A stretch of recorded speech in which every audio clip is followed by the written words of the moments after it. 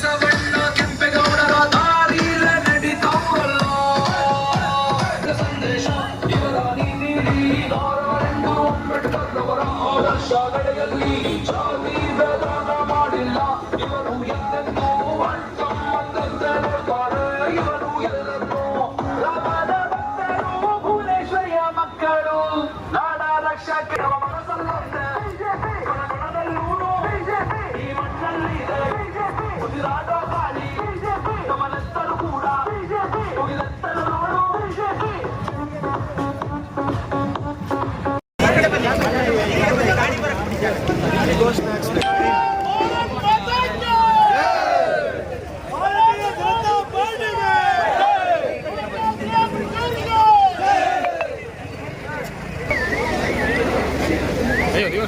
ಅಲ್ಲ ಹತ್ತಿರ ನಿಲ್ಬೇಕಾದ್ರೆ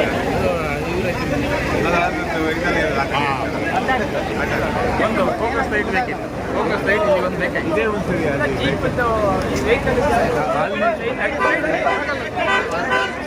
ಲೇಡೀಸಲ್ಲಿ ಮುಂದೆ ಹೃತ್ಪೂರ್ವಕ ಧನ್ಯವಾದಗಳನ್ನ ಅರ್ಪಿಸುತ್ತಿದ್ದೇವೆ. ಈಗ ಭಾರತೀಯ ಜನತಾ ಪಕ್ಷದ ಮುಖಂಡರಾದ ದೀಪಕ್ ದೊಡ್ಡಯ್ಯನವರು ಆಗಮಿಸಿದ್ದಾರೆ. ಶೇಷಗಿರಿಯವರು ಸಹ ಆಗಮಿಸಿದ್ದಾರೆ. ಅವರಿಗೂ ಸಹ ಸ್ವಾಗತವನ್ನು ಬಯಸುತ್ತೇವೆ.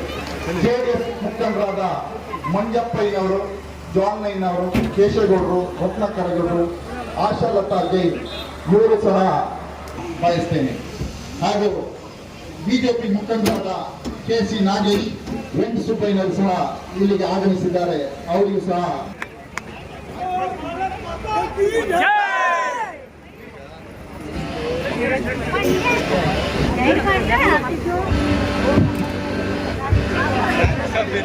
ಆತ್ಮೀಯ NDA ಕಾರ್ಯಕರ್ತ ಮಿತ್ರರಿಗೆ ಹೃತ್ಪೂರ್ವಕವಾದ ಸ್ವಾಗತವನ್ನು ಬಯಸುತ್ತೇನೆ. ಕಳಸಾ ತಾಲೂಕಿನ ಎಲ್ಲ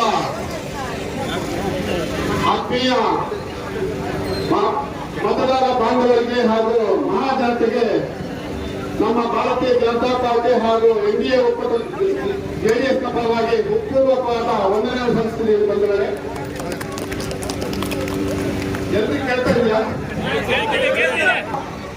ಸಂತೋಷದ ಸಂದರ್ಭ. ಈ ದಿನ NDA ಒಕ್ಕೂಟದ ಅಧಿಕೃತ ಅಭ್ಯರ್ಥಿಗಳಾದಂತಹ ಸನ್ಮಾನ್ಯ ಶ್ರೀ ಕೋಟ ಶ್ರೀನಿವಾಸ ಪೂಜಾರಿ ಅವರು ಕಳಸದ ಮಹಾಜನತೆಯೊಂದಿಗೆ ಚುನಾವಣೆ ಪ್ರಚಾರಕ್ಕಾಗಿ ಬಂದಿದ್ದಾರೆ. ಅವರಿಗೆ ನಾನು ನಿಮ್ಮೆಲ್ಲರ ಪರವಾಗಿ ಹೃತ್ಪೂರ್ವಕ ಸ್ವಾಗತ ಮತ್ತು ಅಭಿನಂದನೆಯನ್ನು ಸಲ್ಲಿಸ್ತೀನಿ. ಯಾಕಂದ್ರೆ ಎಲ್ಲರಿಗೂ ಸ್ವಾಗತ ಇತ್ತು. ನಾನು ಅಭಿನಂದನೆ ಯಾಕೆ ಹೇಳ್ತೀನಿ ಅಂದ್ರೆ, ಕ್ಷೇತ್ರಕ್ಕೆ ಅತ್ಯುತ್ತಮವಾದಂತಹ ಸರಳ ಸಜ್ಜನಿಕೆ ಒಬ್ಬ ಅಭ್ಯರ್ಥಿಯನ್ನು ಕೊಟ್ಟಿದ್ದಾರೆ. ಬಂಧುಗಳೇ, ಇದು ನಮ್ಮೆಲ್ಲರಿಗೂ ಹೆಮ್ಮೆ ಮತ್ತು ಸಂತೋಷದ ವಿಚಾರ. ಆದ್ರಿಂದ ನಾನು ಮತ್ತೊಮ್ಮೆ ಪ್ರಧಾನಮಂತ್ರಿ ನರೇಂದ್ರ ಮೋದಿ ಅವರನ್ನ ಈ ಸಂದರ್ಭದಲ್ಲಿ ಹೃತ್ಪೂರ್ವಕವಾದ ಹಲವಾರು ಮುಖಂಡರುಗಳು ಈ ಭಾಗಕ್ಕೆ ಬಂದು ಕಳೆದ ಕೆಲವಾರು ದಿನಗಳಿಂದ ಈ ಭಾಗದಲ್ಲಿ ಭಾರತೀಯ ಜನತಾ ಪಾರ್ಟಿ ಮತ್ತು NDA ಒಕ್ಕೂಟ ಜನತಾದಳದಿಂದ ಯಾವುದೇ ಕೆಲಸ ಕಾರ್ಯ ಆಗಿಲ್ಲ, ನಿಷ್ಪ್ರಯೋಜಕರು ಅಂತ ಹೇಳೋ ರೀತಿಯಲ್ಲಿ ತುಂಬಾ ಕೆಟ್ಟದಾಗಿ ಭಾಷಣ ಮಾಡಿದ್ದಾರೆ. ನಿಮ್ಗೆಲ್ಲ ಹೇಳಿದ್ರು ಈ ಭಾಗದ ಜನತೆಗೆ.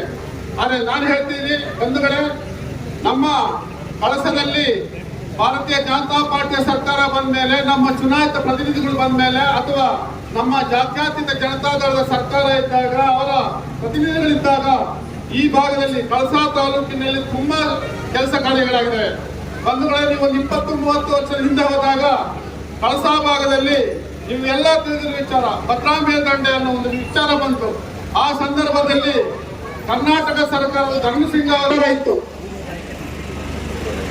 ಆ ಸಂದರ್ಭದಲ್ಲಿ ಚಿಕ್ಕಮಗಳೂರು ಜಿಲ್ಲೆಯ 3 ಜನ ಕ್ಯಾಬಿನೆಟ್ ದರ್ಜೆ ಸಚಿವರಿದ್ರು.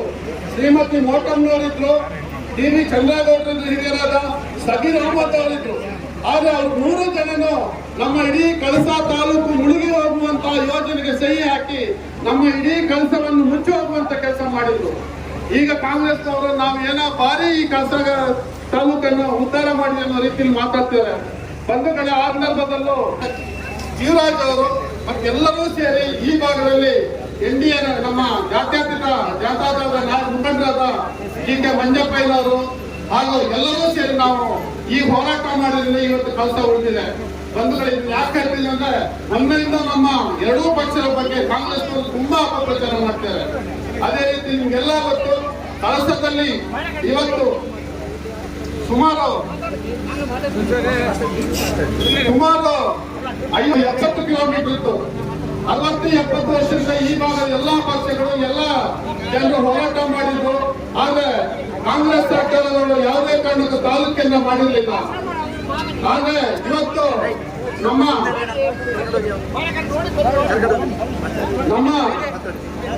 ಪ್ರಾಣೇಶ್ ಅವರು ಬಸವೇಶ್ವರನ ದಯದಿಂದ ವಿಧಾನ ಪರಿಷತ್ತಿನ ಉಪಸಭಾಪತಿಗಳಾದಂತಹ ಸಂದರ್ಭದಲ್ಲಿ ಕಳಸವನ್ನು ತುಂಬಾ ಅಧಿಕಾರವನ್ನು ಉಪಯೋಗಿಸಿಕೊಂಡು ಕಳಸವನ್ನು ತಾಲೂಕು ಕೇಂದ್ರ ಮಾಡಿದ್ರು. ಅದೇ ರೀತಿ ಎಚ್.ಡಿ. ಕುಮಾರಸ್ವಾಮಿ ಅವರು ಮುಖ್ಯಮಂತ್ರಿ ಆಗಿದ್ರು, ಅವರು ಸಹ ಘೋಷಣೆ ಮಾಡಿ ನಮಗೆ ಸಂಪೂರ್ಣ ಸಹಕಾರ ಕೊಟ್ಟು ಇವತ್ತು ಕೆಲಸ ತಾಲೂಕು ಕೇಂದ್ರ ಆಗಿದೆ. ಕಾಂಗ್ರೆಸ್ ನೀವು ಏನು ಜೆಡಿಎಸ್ ನವರು ಮತ್ತು ಭಾರತೀಯ ಜನತಾ ಪಾರ್ಟಿ ಅವರು ಕೆಲಸ ಮಾಡಿದೆ ಅಂತ ಹೇಳಿ ಬಂಧುಗಳೇ, ಈ ಭಾಗದಲ್ಲಿ ಅತಿ ಹೆಚ್ಚಿನ ಕೂಲಿ ಕಾರ್ಮಿಕರು, ತೋಟ ಕಾರ್ಮಿಕರು ಇರುವುದು ಗೊತ್ತು, ಸಣ್ಣ ಹಿಡುವಳಿದಾರರು ಗೊತ್ತು. ಆದರೆ ಕಳಸ ಇದು ಈ ಭಾಗದಲ್ಲಿ ಆಳ್ವಿಕೆ ಮಾಡಿದಂತ ಕಾಂಗ್ರೆಸ್ ಪಕ್ಷದವರು 60-70 ವರ್ಷ ಆದರೂ ಒಂದೇ ಒಂದು ಡಿಗ್ರಿ ಕಾಲೇಜ್ ಮಾಡಿರಲಿಲ್ಲ, ಒಂದೇ ಒಂದು PU ಕಾಲೇಜ್ ಇರಲಿಲ್ಲ. ಡಿಗ್ರಿ ಕಾಲೇಜನ್ನು ತಂದಿದ್ದು ನಾವು ಟಿ.ಎಸ್. ಶಂಕರಮೂರ್ತಿಗಳು ಉನ್ನತ ಶಿಕ್ಷಣ ಸಚಿವರಾದಾಗ, ಎಚ್.ಡಿ. ಕುಮಾರಸ್ವಾಮಿ ರಾಜ್ಯದ ಮುಖ್ಯಮಂತ್ರಿಗಳಾಗಿದ್ದಾಗ, ನಮ್ಮ ಜಂಟಿ ಸರ್ಕಾರ ಇದ್ದಾಗ ಕಳಸಕ್ಕೆ ಡಿಗ್ರಿ ಕಾಲೇಜ್ ಬಂದಿದ್ದರಿಂದ ಇವತ್ತು ಸಾವಿರಾರು ವಿದ್ಯಾರ್ಥಿಗಳು ಈ ಭಾಗದಲ್ಲಿ ವಿದ್ಯಾರ್ಜನೆ ಮಾಡಿ ತುಂಬಾ ಉಪಯೋಗ ಆಗಿದೆ. ಅದೇ ರೀತಿ ವಿಜ್ಞಾನ ವಿಭಾಗ ನಿಮ್ಗೆಲ್ಲ ಯಾಕಂದ್ರೆ ನೆನ್ಪು ಮಾಡ್ತಾ ಇದ್ದೀನಿ, ವಿಜ್ಞಾನ ವಿಭಾಗ ಕಳಸದಲ್ಲಿ ಬರೀ PUC ಇತ್ತು, ಆರ್ಟ್ಸ್ ಮತ್ತು ಕಾಮರ್ಸ್ ಇತ್ತು. ಆ ಸಂದರ್ಭದಲ್ಲೂ ಸಹ ಕುಮಾರಸ್ವಾಮಿ ಎಚ್.ಡಿ. ಕುಮಾರಸ್ವಾಮಿಯವರ ಸರ್ಕಾರ ಇತ್ತು. ಆ ಸಂದರ್ಭದಲ್ಲಿ ನಾವು ಹೋಗಿ ಬಿಜೆಪಿಯವರೆಲ್ಲ ಹೋಗಿ ಜೆಡಿಎಸ್ ಹೋಗಿ ವಿಜ್ಞಾನ ವಿಭಾಗ ಕಳಸಕ್ಕೆ ಬೇಕಂದಾಗ ವಿಜ್ಞಾನ ವಿಭಾಗ ಅಭ್ಯರ್ಥಿಗಳು ಆತ್ಮೀಯವಾದಂಥ ಕೋಟ ಶ್ರೀನಿವಾಸ ಪೂಜಾರಿ, ನನ್ನ ಆತ್ಮೀಯ ಸ್ನೇಹಿತರು, ವಿಧಾನ ಪರಿಷತ್ತಿನ ಉಪಸಭಾಪತಿಗಳಾದಂಥ ಸನ್ಮಾನ್ಯ ಗಣೇಶ್ ಅವರೇ ಹಾಗೂ ವೇದಿಕೆಯಲ್ಲಿರ್ತಕ್ಕಂಥ ಎಲ್ಲ ನನ್ನ ಆತ್ಮೀಯ ಬಂಧುಗಳು, ಕಳಸದ ಎಲ್ಲ ಗೌರವಾನ್ವಿತ ಮಾತುಗಳು, ಮಾನ್ಯರು, ಕಾಂಗ್ರೆಸ್ ಪಕ್ಷ ಮತ್ತು ಜೆಡಿಎಸ್ ಮತ್ತು ಬಿಜೆಪಿಯ ಜಂಟಿ ಅಭ್ಯರ್ಥಿಗಳ ನಡುವೆ ಈ ಚುನಾವಣೆ ನಡೀತಾ ಇದೆ. ಈಗಾಗಲೇ ಯಶಸ್ವಿಗಳು ಕೆಲವು ವಿಚಾರಗಳಿಂದ ಪ್ರಸ್ತಾಪ ಮಾಡಿ, ಕಾಂಗ್ರೆಸ್ನವರು ಮೂರು ಬಾರಿ ಒಂದನೇ ಇತ್ತೀಚೆಗೆ 99 ಆಗಿದ್ದು, 99ರ ನಂತರ ಅವರು 2-3 ಸಲ ನಿಂತರೂ ಜನ ಅವರಿಗೆ ಮತ ಕೊಡಲಿಲ್ಲ. ಅವ್ರು ಮೊನ್ನೆ ಬಂದಲ್ಲಿ ಬಹಳ ದೊಡ್ಡದಾಗಿ ಭಾಷಣ ಮಾಡ್ತಾ ಇದ್ರು. ಅವರಿಗೆ ಸಾಥ್ ಕೊಡೋದಕ್ಕೆ ಹಿಂಗೆ ನಮ್ಮ ಪಕ್ಷದಿಂದ 3 ಸರಿ ಗೆದ್ದವರು, ನಿಮ್ಮ ಪಕ್ಷದಿಂದ 3 ಸರಿ ಗೆದ್ದವರು ಇಬ್ಬರು ಮಾಜಿ ಸುದ್ದಿಗಳು ಹೋಗಿ ಅಲ್ಲಿ ಸೇರ್ಕೊಂಡಿದ್ದಾರೆ. ಅಲ್ಲಿ ಸೇರ್ಕೊಂಡು ಇವರ ಬಾರಿ ಮಾತಾಡ್ತೀವಿ. ಆದ್ರೆ ನಾನು ಹೇಳ್ತೀನಿ, ಕಳಸಕ್ಕೆ ಸಮಸ್ಯೆ ಬಂದಾಗ ಈಗ ಅಲ್ಲಿ 3 ಜನ ಒಟ್ಟಾಗಿದ್ದಾರಲ್ಲ, ಇವ್ರ ಪಾತ್ರ ಏನು ಅನ್ನೋದು ನಮಗೆ ಈಗಾಗಲೇ ಪ್ರಸ್ತಾಪ ಮಾಡಿದ್ರು. ಭದ್ರಾ ಮೇಲ್ದಂಡೆ ವಿಚಾರ ಸೈಜೀರಿ ಅವರು ಹೇಳಿದ್ರು. ಆದರೆ ಭದ್ರಾ ಮೇಲ್ದಂಡೆ ವಿಷಯ 2003ರಲ್ಲಿ ಕ್ಯಾಬಿನೆಟ್ ಡಿಸಿಷನ್ ಆದಾಗ ಮೋಟರ್ನವರು ಮಂತ್ರಿ ಆಗಿದ್ರಲ್ಲ, ಕಾಂಗ್ರೆಸ್ ಕಾರ್ಯಕರ್ತರು ಅವ್ರು ಹೇಳಿಲ್ಲ. ಈ ವಿಚಾರ ನನಗೆ ಗೊತ್ತಾಗಿ ನಾನು ನೋಟಿಫಿಕೇಶನ್ ತರಿಸಿದೆ. ನೋಟಿಫಿಕೇಶನ್ ತರಿಸಿ 2003ರಲ್ಲಿ ಒಂದು ಪೇಪರ್ ಪ್ಲೇಸ್ಮೆಂಟ್ ಕೊಡ್ತೇನೆ. ಆದ್ರೆ ಯಾರಿಗೂ ರೆಸ್ಪಾನ್ಸ್ ಇಲ್ಲ. ಇದು ಕೃಷ್ಣಾದಲ್ಲಿ ಬಸವ ಕಮಿಷನ್ಗೆ ನಮ್ಮ ನೀರಿನ ಹಕ್ಕಿನ ಪ್ರತಿಪಾದನೆ ಮಾಡೋದಕ್ಕೋಸ್ಕರ ಮಾಡಿರ್ತಕ್ಕಂಥದ್ದು ಡ್ಯಾಮ್ ಕಟ್ಟೋದಿಲ್ಲ ಅಂತ ಹೇಳಿ 2004ರಲ್ಲಿ ಧರ್ಮಸಿಂಗು ಮುಟ್ಟು ಅವಾಗ ನಿಮ್ಮ ಕಳಸ ಡ್ಯಾಮ್ ಆಗ್ತದೆ, ಮುಗಿಸ್ತದೆ, ಎಣ್ಣೆಯವರಿಗೆ ಮುಗಿಸ್ತದೆ, ಕುದುರೆಮುಖರಿಗೆ ಮುಗಿಸ್ತದೆ, ಸಂಸದರಿಗೆ ಮುಗಿಸ್ತದೆ, ಅಲ್ಲಿ ಹನುಮಂತವರಿಗೆ ಮುಗಿಸ್ತದೆ, ಬಸವಯ್ಯ ಮುಗಿಸ್ತದೆ, ಹೆಮ್ಮತ್ತಿ ಮುಗಿಸ್ತದೆ. ಇನ್ನು ಕಳಸದಲ್ಲಿ ಉಳಿಯೋದಾಯ್ತು. ಇವರಿಗೆ ಕಳಸದ ಮೇಲೆ ಅಭಿಮಾನ ಇದ್ರೆ ಕಾಂಗ್ರೆಸ್ನವರಿಗೆ ಅವತ್ತು ಯಾಕೆ ಈ ವಿಚಾರವನ್ನು ಚರ್ಚೆ ಮಾಡಿ ಇದನ್ನ ಡ್ಯಾಮ್ ಕಟ್ಟೋದು ಬೇಡ ಅಂತ ಹೇಳಿದ್ರು. ಅವತ್ತು ನಾವು ಮಲ್ಲಿಕಾರ್ಜುನ್ ಖರ್ಗೆ ಅವತ್ತು ಹೋಗು, ನಾವೆಲ್ಲರೂ ಹೋಗು. ಮಲ್ಲಿಕಾರ್ಜುನ್ ಖರ್ಗೆ ಏನು ಹೇಳಿದ್ರು ಅವತ್ತು ಅವ್ರ ಮನೆಯಲ್ಲಿ, ನಿಮ್ ಕಳಸ ಇಷ್ಟಗಳು ಬೇಗ ಹೋಗ್ತಾ ಇದೆ, ನಮ್ಮ ಬೆಳೆಸಿದೆ ಚಿತ್ರದುರ್ಗ ಎಲ್ಲ ಲಕ್ಷಾಂತರ ಎಕರೆಗೆ ನಾವು ನೀರು ಕೊಡಬೇಕು, ನೀವು ಹೋಗಿ ಅಂತ ಕಳ್ಸಿದ್ವಿ. ಇಂಥ ಜನ ನಾವು ಅವನ್ನೆಲ್ಲ ದೇವರ ಮನೆಗೆ ಹೋಗಿ ಬೆಳೆಸಿದ್ದನ್ನು ಎಲ್ಲಕ್ಕಿಂತ ಬಹಳ ಸಂತೋಷ ವಿಚಾರ ಅಂದ್ರೆ ಪಾಪ ನಮ್ಮ ಅಕ್ಕ ತಂಗಿಯರು ಹಿಂಗೆ ಕೂತಾರೆ. ನನಗೆ ಬಹಳ ಸಂತೋಷ. ಕಳೆದ ಇತಿಹಾಸ ಹೆಣ್ಮಕ್ಳು ನನ್ನ ಅಕ್ಕ ತಂಗಿಯರು ನಿಮ್ಗೆ ಏನ್ ತೊಂದರೆ ಇತ್ತು ನಾವು ಮಾಡ್ತೀವಿ, ಪರಿಹಾರ ಮಾಡ್ಕೊಡ್ತೀವಿ. ನನ್ನ ಇತಿಹಾಸದಾಗ ಇಷ್ಟು ಜನ ಕಳ್ಸೋ ಸೇರುತ್ತೆ, ನಾನು ನೋಡಿ ಜೊತೆ ಹೇಳ್ತಾರೆ. ಇದ್ರ ಗೆಲ್ಲಂದ್ರೆ ಯಾವುದೇ ಡೌಟ್ ಇಲ್ಲ. ಕಾಂಗ್ರೆಸ್ 28 ಗೆಲ್ತೀವಿ ಅಂತ ಹೇಳಿದ್ರು. ನಾವು 28 ಗೆಲ್ತೀವಿ ಅಂತ ಹೇಳಲ್ಲ, ಈ ಮತದಾರರು ಗೆಲ್ಲಿಸ್ತಾರೆ ಅಂತ ಹೇಳ್ತೀವಿ. ಅವ್ರು ಜನ್ಮ ಮತದಾರರು.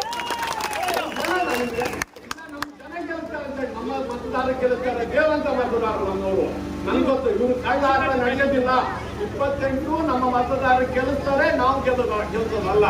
ಇದನ್ನ ನೀವು ಗೆಲ್ಲಿಸ್ತೀರಿ ಅಂತ ನನಗೆ ಧೈರ್ಯ ಇದೆ. ನೀವು ಗೆಲ್ಲಿಸಿ. ಅನೇಕ ಸಮಸ್ಯೆಗಳಿದೆ.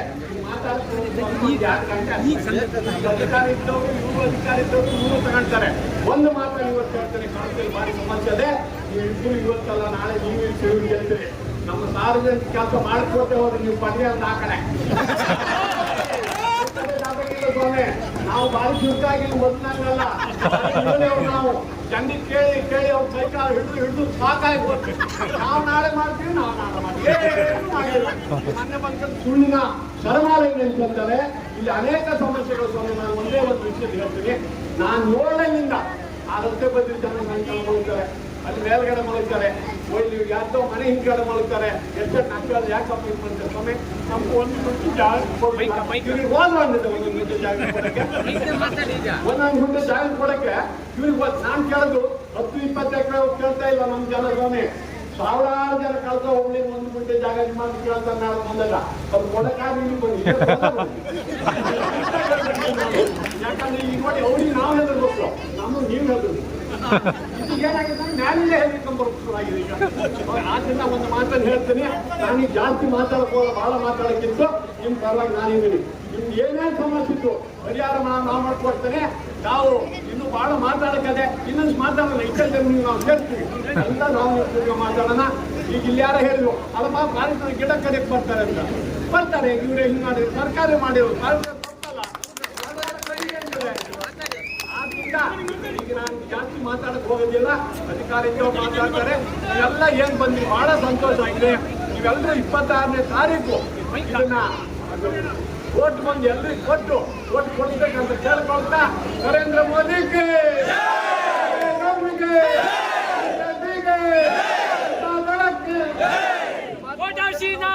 ಪೂಜಾರಿಗೆ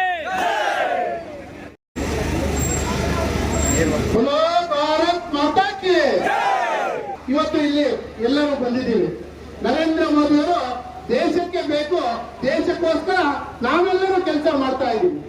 ಈ ಕೆಲಸನ ನಾವೆಲ್ಲ ಯಾಕೆ ಮಾಡ್ತಾ ಇದ್ದೀವಿ ಅಂದ್ರೆ, ಕಾಂಗ್ರೆಸ್ನವರು ಮೊನ್ನೆ ತಾನೇ ಇಲ್ಲಿ ಬಂದು 10 ಯೋಜನೆ ಕೊಟ್ಟಿದ್ದೀವಿ ಅಂತಾರೆ.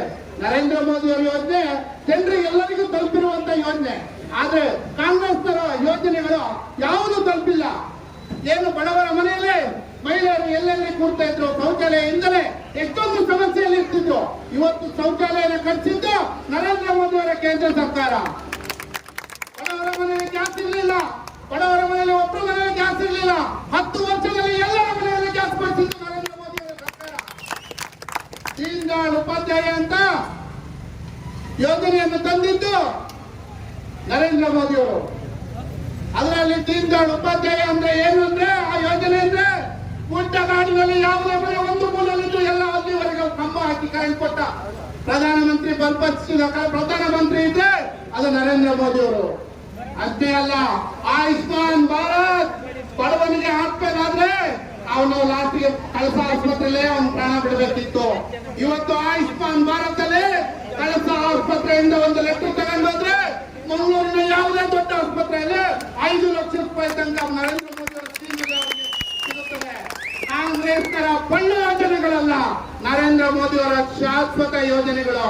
ರೈತರಿಗೆ 3 ತಿಂಗಳಿಗೆ 2,000 ರೂಪಾಯಿ ಅವರವರ ಅಕೌಂಟ್ಗೆ ಕೊಟ್ಟಿರೋದು ನರೇಂದ್ರ ಮೋದಿ. ದೇಶದ ಜನರ ಅಕೌಂಟ್ ಓಪನ್ ಮಾಡಿರೋದು ನರೇಂದ್ರ ಮೋದಿ. ಎಲ್ಲರ ಮಹಿಳೆಯರ ಅಕೌಂಟ್ಗೆ ಕೊರೋನಾದಲ್ಲಿ 500 ರೂಪಾಯಿ ಹಾಕಿದ್ರೆ ನರೇಂದ್ರ ಮೋದಿ ಅವರು. ಕೊರೋನಾದಲ್ಲಿ ಏನು ಗರೀಬ್ ಕಲ್ಯಾಣ ಯೋಜನೆ ಅಡಿಯಲ್ಲಿ ಅಕ್ಕಿ ಭಾಗ್ಯವನ್ನು ಕೊಟ್ಟು ಎಲ್ಲರಿಗೂ 20-20 ಕೆಜಿ ಅಕ್ಕಿಯನ್ನು ಕೊಟ್ಟು ಚುಚ್ಚುಮದ್ದನ್ನು ಫ್ರೀಯಾಗಿ ಕೊಟ್ಟಂತ ಪ್ರಧಾನಿ ಇದ್ರೆ ಅದು ನರೇಂದ್ರ ಮೋದಿ ಅವರು. ಕಳ್ಳ ಕಾಂಗ್ರೆಸ್ನವರು ನಾವು ಆ ಸ್ಕೀಮ್ ಕೊಟ್ಟಿವಿ, ಈ ಸ್ಕೀಮ್ ಕೊಟ್ಟಿವಿ, ಸುಳ್ಳು ಹೇಳಿ 10 ಜನ ಕೊಟ್ಟು 50 ಜನರಿಂದ ಅಂತ ಸ್ಕೀಮ್ಗಳನ್ನು ಕೊಟ್ಟು ಅಂತ ಕಾಂಗ್ರೆಸ್ ಸರ್ಕಾರ. ಅದರ ಜೊತೆಗೆ ಕಳಸದ ಒಂದು ಕಾಂಗ್ರೆಸ್ ಸರ್ಕಾರ ಕೆಲಸ ಮಾಡ್ತಾ ಇದೆ. ಕಳಸದಲ್ಲಿ ಏನ್ ಮಾಡ್ತಾ ಇದೆ ಅಂದ್ರೆ ಉಗ್ರಗಾಮಿಗಳನ್ನ ಹುಟ್ಟಿಸ್ತಾ ಇದೆ ಕಾಂಗ್ರೆಸ್. ಕೆಲವು ದಿನದ ಹಿಂದೆ ಚಿಲಟ್ ಕಟ್ಟಿ ಕಾಂಗ್ರೆಸ್ ಲೀಡರೊಬ್ಬ ಇಟ್ಟಿದ್ದ ಮನೆ ಮೇಲೆ, ಅವನ ಮೇಲೆ ಎಫ್ಐಆರ್ ಆಯ್ತು. ಮೊನ್ನೆ ಏನು ರಾಮೇಶ್ವರಕ್ಕೆ ಮೇಲೆ ಬಾಂಬ್ ಬ್ಲಾಸ್ಟ್ ಆಯ್ತು, ಅದರಲ್ಲೂ ಕಾಂಗ್ರೆಸ್ ಸಂಬಂಧ ಇರುವ ವ್ಯಕ್ತಿಯನ್ನು ಬಂಧಿಸಿದ್ದಾರೆ. ಕಾಂಗ್ರೆಸ್ನವರು ಮಾಡ್ತಿರೋದು ಉಗ್ರಗಾಮಿಗಳನ್ನ. ನಮ್ಮ ದೇಶದ ಪ್ರಧಾನಿ ಬೇಕೇ ಬೇಕು, ಇಲ್ಲಾಂದ್ರೆ ಇಲ್ಲೂ ಜಮ್ಮು ಕಾಶ್ಮೀರ ತನಕ ಕಾಂಗ್ರೆಸ್ನವರು ಮಾಡಲಿಕ್ಕೆ ಹೊರಟಿದ್ದಾರೆ. ನಾವೆಲ್ಲರೂ ಎಚ್ಚರ ವಹಿಸಬೇಕು.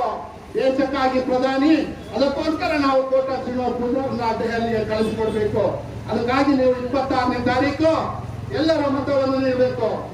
ನೀಡಿ ಅತ್ಯುತ್ತಮ ಹೆಚ್ಚಿನ ಮತಗಳಲ್ಲಿ ಅವ್ರನ್ನ ಗೆಲ್ಲಿಸಬೇಕು ಅಂತ ಹೇಳ್ತಾ ಕನ್ನಡ ಮಾತನ್ನು ತಾಲೂಕ್ ಪಂಚಾಯತ್ ಸದಸ್ಯರಾಗಿ, ಜಿಲ್ಲಾ ಪಂಚಾಯತ್ ಸದಸ್ಯರಾಗಿ, 4 ಬಾರಿ ವಿಧಾನ ಪರಿಷತ್ ಸದಸ್ಯರಾಗಿ, 3 ಬಾರಿ ಸಚಿವರಾಗಿ, 2 ಬಾರಿ ವಿಧಾನ ಪರಿಷತ್ ನಾಯಕರಾಗಿ ಕೆಲಸವನ್ನು ಮಾಡಿದ್ದಾರೆ.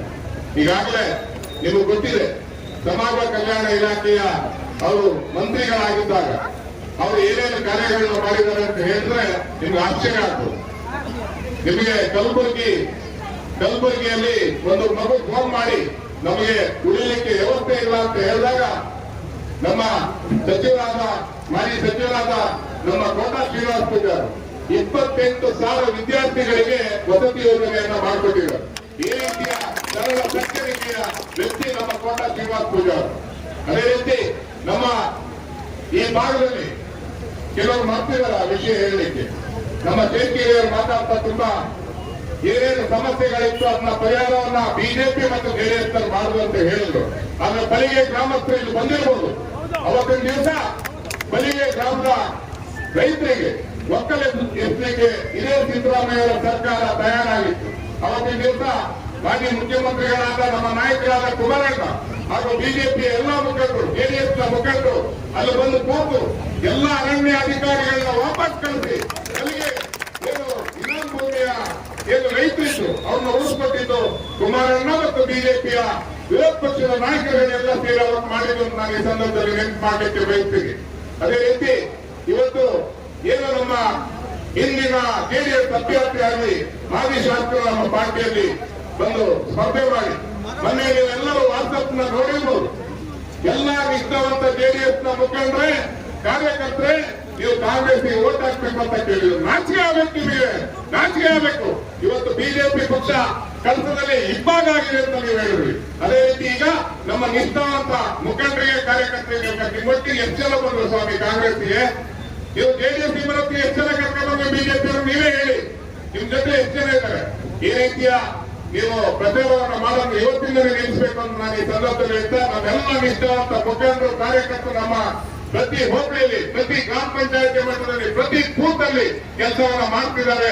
ಹಾಗಾಗಿ ಇವತ್ತು ಇಲ್ಲಿ ಸೇರಿದ ಜನಸಂಖ್ಯೆಯನ್ನೇ ನೋಡಿ ಇವತ್ತು ಕಾಂಗ್ರೆಸ್ನವರಿಗೆ ಏನು ನಿಜವೂ ಬಿಟ್ಟಿದ್ದಾರೆ. ಇನ್ನು ನಾವು ಯಾವ ರೀತಿ ಕಾಂಗ್ರೆಸ್ ಮಾಡೋದು ಈಗಾಗಲೇ ತಯಾರು ಮಾಡ್ಕೊಂಡಿದ್ದಾರೆ. ನಾನು ಪ್ರಾಣೇಶ್ವರ ಎಲ್ಲ ಒಂದ್ ಕಡೆ ಪ್ರಚಾರ ಮಾಡ್ತೀವಿ, ಒಂದು ಫೋನ್ ಬಂತು, ಬೂತಿಗೆ ಎಷ್ಟೋ ದುಡ್ಡು ಕೊಟ್ಬಿಟ್ಟು ದುಡ್ಡು ಹಂಚಕ್ಕೆ ತಯಾರಾಗಿದ್ದಾರೆ ಅವರು. ನಮಗೆ ಈ ಯುವಕರ ಪಡೆ, ನಮ್ಮ ಪಕ್ಷದ ಕಾರ್ಯಕರ್ತರು ಮನ್ಸು ಮಾಡೋದು ಅದು ಯಾವುದೂ ನಡೆಯಲ್ಲ ಅಂತ ನಾನು ಈ ಸಂದರ್ಭದಲ್ಲಿ ಹೇಳಲಿಕ್ಕೆ ಬಯಸ್ತೀನಿ. ಬಂಧುಗಳೇ, ತಾವೆಂದ್ರೆ ಆತ್ಮೀಯರೇ, ಈಗಾಗಲೇ ಸಾಕಷ್ಟು ನಾವು ಮಾತನಾಡಿದ್ದಾರೆ. ನಾವೆಲ್ಲರೂ ನಿಮ್ಮ ಅಭ್ಯರ್ಥಿಗಳ ಮಾತುಗಾಗಿ ಕಾಯ್ತಾ ಇದ್ದಾರೆ. ಒಂದು ತಮಾಷೆಯನ್ನು ಮಾತಾಡ್ಬಿಟ್ಟಿದೆ.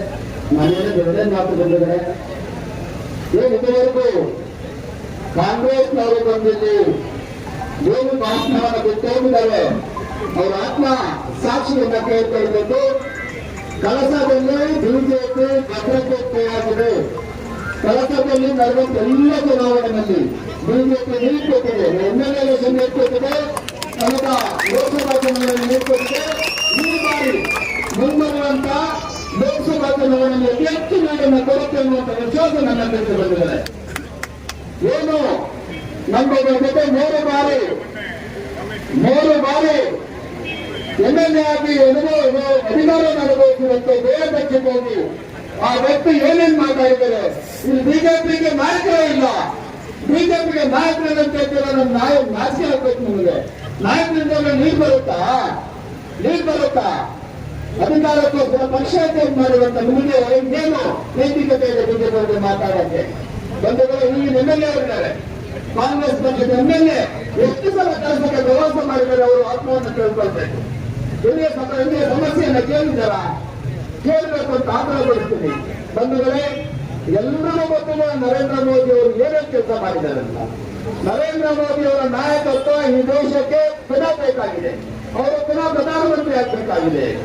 ಅದಕ್ಕೋಸ್ಕರ ನಾವು ಕರ್ನಾಟಕದಲ್ಲಿ 28 ವಿಶೇಷವಾಗಿ ಉಡುಪಿ ಚಿಕ್ಕಮಗಳೂರು ಭಾಗದ ನಮ್ಮೆಲ್ಲರ ನೆಚ್ಚಿನ ಅಭ್ಯರ್ಥಿಗಳು ಕೋಟಾ ಶ್ರೀನಿವಾಸ ಪೂಜಾರಿ ಅವರನ್ನ ಗೆಲ್ಲಿಸಿಕೊಳ್ಳಬೇಕು. ಒಂದೇ ಒಂದು ಮಾತು ನಿಮ್ಮ ಜೊತೆ ಹಂಚಿಕೊಳ್ತೀನಿ. ಶಿವಮೊಗ್ಗದಲ್ಲಿ 8 ಲಕ್ಷ ಜನ ಇರುವಂತಹ ಸಮಾವೇಶ ನಡೆಯಿತು. ಆ ಸಮಾವೇಶದಲ್ಲಿ ನರೇಂದ್ರ ಮೋದಿ ಅವರು 6 ಜನ ಅಭ್ಯರ್ಥಿ ಇದ್ರು. ಎಲ್ಲ ನಾಯಕರು ಅದರ ಮಧ್ಯದಲ್ಲಿ ನಮ್ಮ ಅಭ್ಯರ್ಥಿಗಳನ್ನ ಅಪ್ಪಿಕೊಂಡು ಗಂಟೆನಲ್ಲಿ ಏನೋ ಹೇಳ್ತಾ ಇದ್ರು. ಇಡೀ ಸಭೆ ಜನರಿಗೆ ಆಶ್ಚರ್ಯ, ಕುತೂಹಲ, ಏನಾಗಿರ್ಬೋದು ನರೇಂದ್ರ ಮೋದಿ ಅವರು ಅಂತ ನಾವು ಕೇಳಿದ್ವಿ ಅವ್ರಿಗೆ. ಆಮೇಲೆ ಏನಂದ್ರು, ನೀವು ಸಜ್ಜನಿದ್ದೀರಾ, ಸರಳಿದ್ದೀರಾ ಅಂತ ಕೇಳಿದೀನಿ, ನೀವು ಗೆದ್ದು ಬರಬೇಕು, ಪಾರ್ಲಿಮೆಂಟ್ ಅಲ್ಲಿ ನನ್ನ ಜೊತೆ ಕೆಲಸ ಮಾಡಬೇಕು ನೀವು ಅಂತ ನರೇಂದ್ರ ಮೋದಿ ಅವರು ನಮ್ಮ ಅಭ್ಯರ್ಥಿಗಳಿಗೆ ಹೇಳಿದಾರಂತ ನಾವು ಅವ್ರನ್ನ ಗೆಲ್ಲಿಸಬೇಕು. ಇನ್ನೇನು 2-3 ದಿನ ಇದೆ. ನಾವೆಲ್ಲರೂ ಮನೆ ಮನೆಗೆ ಹೋಗ್ಬೇಕು, ಗೋಧಿ ಹೋಗ್ಬೇಕು, ನಮ್ಮ ಪಕ್ಷದ ವಿಚಾರವನ್ನ ತಿಳಿಸ್ಬೇಕು, ನರೇಂದ್ರ ಮೋದಿ ಅವರ ಸಾಥ್ ನೀಡಬೇಕು, ಕೋಟಾ ಶ್ರೀನಿವಾಸ ಪೂಜಾರಿ ಅವರ ಬಗ್ಗೆ ಹೇಳ್ಬೇಕು. ನಾವೆಲ್ಲರೂ ಅತಿ ಹೆಚ್ಚು ಮತಗಳಿಂದ ನಮ್ಮ ಅಭ್ಯರ್ಥಿಯನ್ನ ಗೆಲ್ಲಿಸಬೇಕು. ಇಲ್ಲಿ ಅಭಿವೃದ್ಧಿ ಕಾರ್ಯವನ್ನು ನಮ್ಮ ಸರ್ಕಾರ ಇದ್ದಾಗ, ನಮ್ಮ MP ಅವರಿದ್ದಾಗ ನಮ್ಮ ಪಕ್ಷದ ಒಂದು ಸಿದ್ಧಾಂತವನ್ನ ಒಪ್ಪಿ ಕೆಲವು ಕಾರ್ಯಕರ್ತರು ಕಾಂಗ್ರೆಸ್ ತೊರೆದು ಬಿಜೆಪಿಗೆ ಹೇಳ್ತಾ ಇದ್ದಾರೆ. ಅವರ ಪರಿಚಯವನ್ನು ಹೇಳ್ತಾರೆ. ಒಬ್ಬೊಬ್ಬರ ವೇದಿಕೆಗೆ ಕರೆದು ನಾವು ಪಕ್ಷಕ್ಕೆ ಸ್ವಾಗತ ಮಾಡ್ತೀನಿ ಅಂತ ಈ ಸಂದರ್ಭದಲ್ಲಿ ಹೇಳ್ತೀನಿ. ಶ್ರೀಯುತ ರಮೇಶ್ ಗೌಡರು ಬಂದ್ರೆ ಮನೆ, ಇವರು ಕಾಂಗ್ರೆಸ್ಸಿನ ಅನ್ಯಾನ್ಯ ಜವಾಬ್ದಾರಿಗಳನ್ನು ನಿರ್ವಹಿಸಿ ಪ್ರಸ್ತುತ ಬಳಸಬಾಳೂರು ಕಾಫಿ ಬೆಳೆಗಾರರ ಸಂಘದ ಉಪಾಧ್ಯಕ್ಷರಾಗಿ ಕಾರ್ಯನಿರ್ವಹಿಸ್ತಾ ಇದ್ದಾರೆ. ಇವರನ್ನ ಆತ್ಮೀಯವಾಗಿ ಪಕ್ಷಕ್ಕೆ ಬರಮಾಡ್ಕೊಳ್ತಾ ಸ್ವಾಗತವನ್ನು ಕೊಡ್ತಾರೆ.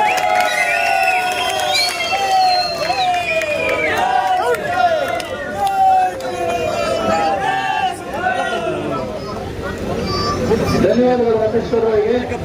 ಹಾಗೆಯೇ ಕಾಂಗ್ರೆಸ್ಸಿನ ಪ್ರಮುಖ ಕಾರ್ಯಕರ್ತ ಶ್ರೀಯುತ ಬಾಲಕೃಷ್ಣ ಕಲ್ಲಗೋಡು, ಇವರು ಕಾಂಗ್ರೆಸ್ನ ಕಳಸ ಬ್ಲಾಕ್ನ SC ಮೋರ್ಚಾದ ಅಧ್ಯಕ್ಷರಾಗಿದ್ದವರು. ಇವರು ಸಹಿತ ಕಾಂಗ್ರೆಸ್ ಪಕ್ಷದ ನಿಷ್ಕ್ರಿಯತೆ ಹಾಗೂ ಬಿಜೆಪಿ ಸಿದ್ಧಾಂತವನ್ನು ಒಪ್ಪಿ ಪಕ್ಷಕ್ಕೆ ಸೇರ್ಪಡೆಗೊಳ್ತಾರೆ.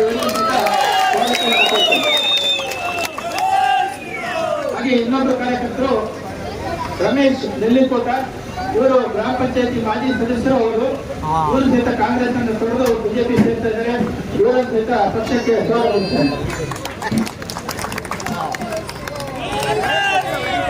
ಹಾಗೆ ಇನ್ನೋರ್ವ ಕಲ್ಲೂರಿನ ರಂಜಿತ್ ಎನ್ನುವರು, ಇವರು ಸಹಿತ ಕಾಂಗ್ರೆಸ್ಸಿನ ಸಕ್ರಿಯ ಕಾರ್ಯಕರ್ತರಾಗಿದ್ದಂಥವರು. ಇವರು ಪಕ್ಷವನ್ನು ತೊರೆದು ನಮ್ಮ ಬಿಜೆಪಿ ಸಿದ್ಧಾಂತವನ್ನು ಒಪ್ಪಿ ಸೇರ್ಪಡೆಗೊಳ್ತಾ ಇದ್ದಾರೆ. ಇವರಿಗೆ ಪಕ್ಷಕ್ಕೆ ಸ್ವಾಗತವನ್ನು ಕೊಡ್ತೇನೆ.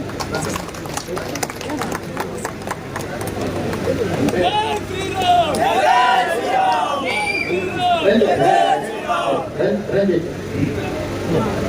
ಹಾಗೆ ಇನ್ನೂ ಅನೇಕರು ಸ್ಥಾನೀಯವಾಗಿ ಪಕ್ಷಕ್ಕೆ ಸೇರ್ಪಡೆಗೊಂಡಿದ್ದಾರೆ ಈಗಾಗಲೇ.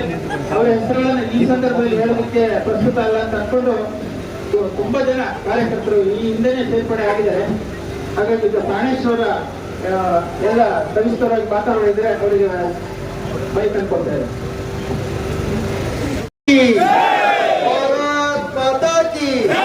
ಜೈ ಶ್ರೀರಾಮ್, ಜೈ ಶ್ರೀರಾಮ್. ದೇಶದ ಪ್ರಧಾನಮಂತ್ರಿಗಳಾಗಿರುವಂತಹ ನರೇಂದ್ರ ಮೋದಿ ಅವರಿಗೆ, ದೇಶದ ಮಾಜಿ ಪ್ರಧಾನಿ HD ದೇವೇಗೌಡರಿಗೆ, ನಮ್ಮ ಭಾಗದ ಲೋಕಸಭಾ ಅಭ್ಯರ್ಥಿಗಳಾಗಿರುವಂತಹ ಕೋಟಾ ಶ್ರೀನಿವಾಸ ಪೂಜಾರಿಗೆ, ವೇದಿಕೆಯ ಮೇಲೆ ಉಪಸ್ಥಿತರಿರುವಂತಹ ಎಲ್ಲ ಗೌರವಾನ್ವಿತರೆ, ಇಲ್ಲಿ ಭಾರತೀಯ ಜನತಾ ಪಕ್ಷದ ಹಾಗೂ JDS-ನಿಂದ ಬಂದಿರುವಂತಹ ಎಲ್ಲ ಕಾರ್ಯಕರ್ತ ಬಂಧುಗಳೇ, ಹೆಚ್ಚಿನದಾಗಿ ಹಲವಾರು ಸಮಯದಿಂದ ತಾಳ್ಮೆಯಿಂದ ಕೂತಿರುವಂತಹ ನನ್ನ ತಾಯಂದಿರೇ ಹಾಗೂ ಎಲ್ಲ ಮತದಾರ ಬಂಧುಗಳೇ, ಸ್ನೇಹಿತರೆ, ಬಹುಶಃ ನಿಮ್ಗೆ ಯಾರಿಗೂ ವಿಚಾರಗಳನ್ನ ಹೇಳುವಂತ ಅಗತ್ಯತೆ ಇದೆ ಅಂತ ಹೇಳಿ ನಾನು ಭಾವಿಸೋದಿಲ್ಲ. ಯಾಕೆಂತ ಹೇಳಿದ್ರೆ ಇವತ್ತು ಈ ದೇಶವನ್ನ ಹಲವಾರು ವರ್ಷಗಳಿಂದ ನೋಡಿದಂತವರೇ ಇರುವಂತವ್ರು. ಹಿಂದೆ ಇದ್ದಂತ ಪರಿಸ್ಥಿತಿಗಳು, ಈಗ ಈ ದೇಶದ ಪರಿಸ್ಥಿತಿಗಳ ಬಗ್ಗೆ ಅವಲೋಕನವನ್ನ ನೀವು ಮಾಡಿದ್ದೀರಿ ಅಂತ ಹೇಳಿ ನಾನು ಭಾವಿಸಿದ್ದೇನೆ.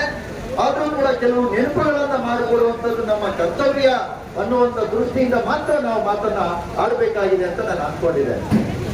ಬಹುಶಃ ಇತಿಹಾಸದ ಒಳಗಡೆ 60-70 ವರ್ಷಗಳ ಕಾಲದ ಆಡಳಿತವನ್ನು ನಾವು ನೋಡಿದ್ವಿ.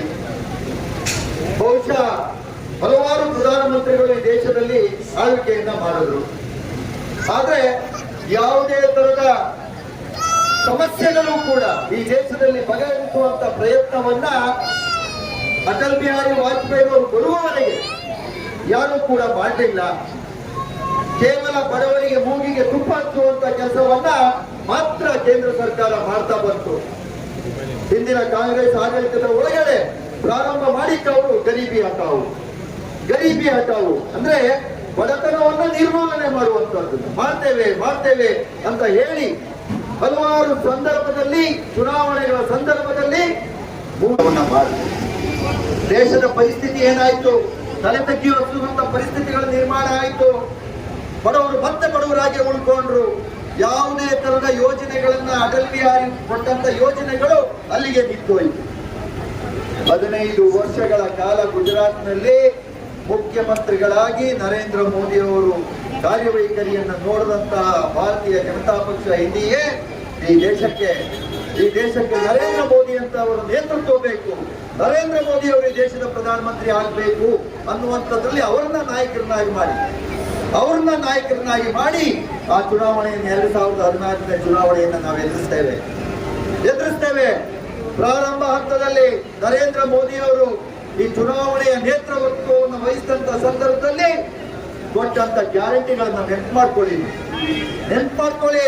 ಅವರೇನು ಮೊದಲೇ ಯೋಜನೆಯನ್ನ ಹೇಳಿದ್ರು ಯಾವುದೇ ತರದ ಈ ಕಾಂಗ್ರೆಸ್ಸಿಗರು ತಾತ್ಕಾಲಿಕ ಯೋಜನೆಗಳಲ್ಲ, ಯಾರಿಂದಲೂ ಗಂಡನಿಂದ ಕಿತ್ತು ಹೆಂಡತಿ ಕೊಡುವಂತದ್ದು, ಯಾರ್ದೋ ಮೇಲೆ ತಲೆ ಮೇಲೆ ಭಾರವನ್ನ ಹಾಕಿ ಇನ್ನೊಬ್ಬರಿಗೆ ಅವ್ರ ಮನೆಯಿಂದಲೇ ತೆಗೆದು ಮನೆಯ ಒಡತಿ ಕೊಡುವಂತ ಕೆಲಸಗಳನ್ನ ಮಾಡ್ತಾ ಇರುವಂತದ್ದನ್ನ ನಾವು ನೋಡಿದ್ದೇವೆ. ತಾಯಿದ್ರೆ ಇದನ್ನು ನೀವು ಸ್ವಲ್ಪ ಅರ್ಥ ಮಾಡ್ಕೊಳ್ಬೇಕಾಗಿದೆ. ಗ್ಯಾರಂಟಿ ಯೋಜನೆಗಳಿಂದ ನಮ್ಮ ಮಕ್ಕಳುಗಳ ಭವಿಷ್ಯಗಳು ಹಾಳಾಗ್ತಾ ಇದೆ. ನಮ್ಮ ಗುರಿ ಏನಿದೆ? ಇನ್ನು 2047 ಇಸ್ವಿ ಒಳಗಡೆ ಇವತ್ತಿರುವಂತ ನಮ್ಮ ಮಕ್ಕಳುಗಳು, ನಮ್ಮ ಮೊಮ್ಮಕ್ಕಳುಗಳು ಅವರ ಸ್ವಂತ ಕಾಲಿನ ಬಲದ ಮೇಲೆ ಅವ್ರು ನಿಲ್ಲಬೇಕು. ಪ್ರತಿಯೊಬ್ಬರು ವಿದ್ಯಾವಂತರಾಗಬೇಕು. ಯಾರೊಟ್ಟಿಗೂ ಕೈ ಚಾಚಬಾರದು. ಯಾವುದೇ ದೇಶಗಳಿಗೂ ಹೋದ್ರೂ ಕೂಡ ಭಾರತೀಯ ಅಂತ ಹೆಮ್ಮೆಯಿಂದ ಕೆಲಸಗಳನ್ನು ನಿರ್ವಹಿಸುವಂತ ಒಂದು ವ್ಯವಸ್ಥೆಗಳಾಗಬೇಕು. ಈ ನಿಟ್ಟಿನೊಳಗೆ ನರೇಂದ್ರ ಮೋದಿ ಅವರು ಯೋಚನೆಯನ್ನ ಮಾಡಿ ಪ್ರಾರಂಭದಲ್ಲಿ ಹೇಳ್ತಾರೆ, ಈ ದೇಶದ ಒಳಗಡೆ ನಾನು ಕೊಟ್ಟಂತ ಗ್ಯಾರಂಟಿಗಳು 4. ನಾನು ಈ ದೇಶದ ಪ್ರಧಾನಮಂತ್ರಿ ಆದ್ರೆ 2014ರಲ್ಲಿ ಹೇಳ್ತಾರೆ, ಕೇಂದ್ರದಲ್ಲಿ ನಡೆಯುವಂತ ಭ್ರಷ್ಟಾಚಾರವನ್ನ ಸಂಪೂರ್ಣವಾಗಿ ನಿರ್ಮೂಲನೆಯನ್ನ ಮಾಡ್ತೇನೆ ಅನ್ನುವ ಆಶ್ವಾಸನೆಯನ್ನ ಕೊಡ್ತಾರೆ. ಅದಕ್ಕಿಂತ 10 ವರ್ಷಗಳ ಹಿಂದೆ ನಿಮಗೆ ಗೊತ್ತಿರಬಹುದು, ನೆಲ, ಜಲ, ಸಮುದ್ರ, ಆಕಾಶ ಎಲ್ಲಾ ಕಡೆನೂ ಭ್ರಷ್ಟಾಚಾರವನ್ನ ಮಾಡಿದಂಥದ್ದು ಕಾಂಗ್ರೆಸ್. ಎಲ್ಲವನ್ನು ಮಾಡಿದಂಥದ್ದನ್ನ ಸಂಪೂರ್ಣವಾಗಿ ಭ್ರಷ್ಟಾಚಾರನೆಯನ್ನ ನಿರ್ಮೂಲನೆ ಮಾಡಿದ್ದು ನರೇಂದ್ರ ಮೋದಿ ಅವರು 2014 ನಂತರ. ಎಲ್ಲಾದ್ರೂ ಒಂದು ನರೇಂದ್ರ ಮೋದಿ ಅವರ ಮೇಲೆ ಭ್ರಷ್ಟಾಚಾರ ಇದೆ ಅಂತ ಯಾರಾದ್ರೂ ಹೇಳಿದ್ರೆ ನನ್ನ ರಾಜಕೀಯದ ಜೀವನವನ್ನ ನಾನು ಬೇರೆಯವರು ಬೇಡ, ನಾನು ರಾಜಕಾರಣದಿಂದ ನಿವೃತ್ತಿ ಆಗ್ತೇನೆ ಹೇಳಿ ಕಾಂಗ್ರೆಸ್ ಅವ್ರನ್ನ ಹೇಳಿ, ಯಾವುದೋ ಆ ನರೇಂದ್ರ ಮೋದಿ ಅವರ ಮೇಲೆ ಭ್ರಷ್ಟಾಚಾರದ ಆರೋಪವನ್ನು ಹೊರಿಸುವಂತದ್ದಾಗುತ್ತಾ ಅಂತೇಳಿ ರಾಮ ಮಂದಿರವನ್ನ 500 ವರ್ಷಗಳ ಕಾಲ ನಿರಂತರವಾಗಿ ಹೋರಾಟವನ್ನ ಮಾಡಿ ಎಷ್ಟೋ ಬಲಿದಾನವನ್ನ ಕೊಟ್ಟು ರಾಮ ಮಂದಿರ ನಮ್ದಾಗಬೇಕು, ರಾಮ ಮಂದಿರ ಕಟ್ಟಬೇಕು ಅನ್ನುವಂಥದ್ದನ್ನ ಹೋರಾಟವನ್ನ ನಡೆಸಿಕೊಂಡು ಬಂದಂಥದ್ದನ್ನ ಇವತ್ತು ರಾಮ ಮಂದಿರವನ್ನ ನಿರ್ಮಾಣ ಮಾಡಿ ಲೋಕಕ್ಕೆ ಸಮರ್ಪಣೆಯನ್ನ ಮಾಡಿದವರು ಯಾರು? ಪ್ರಧಾನಮಂತ್ರಿ ಆದಂತಹ ನರೇಂದ್ರ ಮೋದಿ ಅವರು 500 ವರ್ಷಗಳ ಹಿಂದೆಯಿಂದ ನಮ್ಮ ಕನಸುಗಳು, ನಮ್ಮ ಪೂರ್ವಜರು ಕಂಡಂತ ಕನಸುಗಳನ್ನ ನನಸು ಮಾಡಲಿಕ್ಕೆ ನರೇಂದ್ರ ಮೋದಿ ಅಂತವರು ಬರಬೇಕಾಯ್ತು. ಮಾಡಿದ್ರು. ಇದನ್ನೆಲ್ಲವನ್ನು ನಾವು ಯೋಚನೆ ಮಾಡಬೇಕಲ್ಲ. ಇವತ್ತು ದೇಶದ ಒಳಗಡೆ ಎಲ್ಲೇ ಹೋದ್ರು ನಾನೊಬ್ಬ ಭಾರತೀಯ ಅಂತ ಹೆಮ್ಮೆಯಿಂದ ಹೇಳ್ಕೊಳ್ಳುವಂತ ಕೆಲಸವನ್ನ ಮಾಡಿರುವಂತವರು ನರೇಂದ್ರ ಮೋದಿ ಅವರು. ಇವತ್ತು ಭಾರತೀಯ ಜನತಾ ಪಕ್ಷದ ಕಾರ್ಯಕರ್ತರು, ಎನ್ಡಿಎ ಕಾರ್ಯಕರ್ತರು ಇದ್ದೀರಾ. ನೀವು 2014ರಿಂದಲೂ ಕೂಡ ನರೇಂದ್ರ ಮೋದಿ ಅವರಿಗೆ ಮತವನ್ನ ಯಾಚನೆ ಮಾಡಿದಂಥವ್ರು. ಅವತ್ತು ಅವ್ರು ಇನ್ನೊಂದು ಮಾತನ್ನ ಹೇಳಿದ್ರು, ನೀವು ನೆನಪು ಮಾಡ್ಕೊಳ್ಳಿ, ನಾನೇನಾದ್ರೂ ನನ್ನನ್ನ ನೀವೆಲ್ಲ ಆಶೀರ್ವಾದ ಮಾಡಿ ಈ ದೇಶದ ಪ್ರಧಾನಮಂತ್ರಿಯಾಗಿ ಮಾಡಿದ್ರೆ ನೀವು ಮತ್ತೊಮ್ಮೆ ಚುನಾವಣೆಗಳಲ್ಲಿ ಯಾವುದೇ ಮುಜುಗರ ಇಲ್ಲದ ರೀತಿ ಒಳಗಡೆ, ಯಾರಿಗೂ ತಲೆ ತಗ್ಗಿಸದ ರೀತಿ ಒಳಗಡೆ ಮತವನ್ನ ಯಾಚನೆ ಮಾಡಲಿಕ್ಕೆ ಕಳಿಸುವಂತ ಜವಾಬ್ದಾರಿ ನಂದು. ಎದೆ ಮುಂದಿಟ್ಟುಕೊಂಡು ಮತ್ತೆ ಓಟನ್ನ ಕೊಡಿ ಭಾರತೀಯ ಜನತಾ ಪಕ್ಷಕ್ಕೆ ಅಂತ ಕೇಳುವಂತೆ ಮಾಡ್ತೇನೆ ಅಂತ ಹೇಳಿದಂಥದ್ದು ನರೇಂದ್ರ ಮೋದಿ. ಇವರು ನರೇಂದ್ರ ಮೋದಿ ಅವರಿಗೆ ಓಟ್ ಕೇಳಲಿಕ್ಕೆ ಏನಾದ್ರೂ ಮುಜುಗರ ಇದೆಯಾ? ನಿಮ್ಗೆ ಇದೆಯಾ? ನೇರವಾಗಿ ಮೋದಿ ಅವರಿಗೆ ಓಟ್ ಕೇಳೋದಕ್ಕೆ ಯಾರು ಅಯ್ಯೋ ನಾನು ಹೋಗೋದಿಲ್ಲ. ನರೇಂದ್ರ ಮೋದಿ ಅವರ ಪರವಾಗಿ ಹೇಗೆ ಮತವನ್ನ ಕೇಳೋದು ಅನ್ನುವಂಥ ಭಾವನೆಗಳಿದೆಯಾ? ಇಲ್ಲ. ಆ ರೀತಿಯ ಆಡಳಿತವನ್ನ ಮಾಡಿ ನೇರವಾಗಿ ಹೋಗಿ ನರೇಂದ್ರ ಮೋದಿ ಅವರಿಗೆ ಮತವನ್ನ ಕೊಡಿ ಅಂತ ಕೇಳುವಂತದ್ದಾಗಿದೆ. ಯಾಕೆ ಅಂತ ಹೇಳಿದ್ರೆ ಟೀಕೆಗಳು ಸಾಯುತ್ತೆ, ಟೀಕೆಗಳು ಸಾಯುತ್ತೆ, ಸಾಧನೆಗಳು ಮಾತಾಡುತ್ತೆ, ಸಾಧನೆಗಳು ಮಾತಾಡುತ್ತೆ. ಇವತ್ತು ಕಾಂಗ್ರೆಸ್ನವರು ತಮ್ಮ ಇತಿಹಾಸದ ಒಳಗಡೆ ಸಂಪೂರ್ಣವಾಗಿ ಟೀಕೆಗಳನ್ನ ಮಾಡ್ತಾ ಬಂದ್ರು. 400 ಇದ್ದಂತ ಕಾಂಗ್ರೆಸ್ಸಿನ ಸೀಟ್ ಎಷ್ಟಕ್ಕೆ ಬಂದಿದೆ? 40ಕ್ಕೆ ಬಂದಿದೆ. 2 ಇದ್ದ ಭಾರತೀಯ ಜನತಾ ಪಕ್ಷದ NDA ಎಷ್ಟಕ್ಕೆ ಹೋಗಿದೆ? 400 ಮುಟ್ಟಿದೆ. ಸಾಧನೆಗಳು ಕೆಲಸ ಮಾತನಾಡ್ತಾ ಇದೆ. ನರೇಂದ್ರ ಮೋದಿ ಅವರು ಯಾರನ್ನೂ ಟೀಕೆ ಮಾಡೋದಿಲ್ಲ, ಸಾಧನೆಗಳನ್ನ ಮಾಡಿದ್ದಾರೆ. ಸಾಧನೆಯ ಮುಖೇನ